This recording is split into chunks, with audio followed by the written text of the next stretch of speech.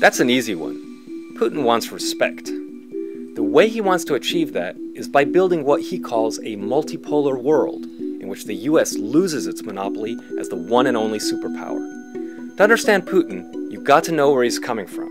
Vladimir Putin was a KGB agent during the Cold War, when the Soviet Union was a superpower, on par with the US. Putin later called the collapse of the Soviet Union the greatest geopolitical catastrophe of the 20th century. What he meant by that wasn't the end of communism, but the fall of a great world power with all the influence and prestige it once held. Russians believe the US took advantage of Russia's weakness by expanding NATO right up to its borders. Putin finally drew a red line.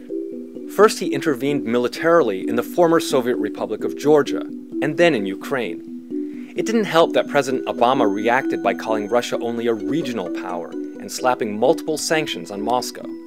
In last year's presidential election, the Kremlin saw Hillary Clinton as someone who would continue Obama's policies. Donald Trump, on the other hand, promised to improve relations with Russia.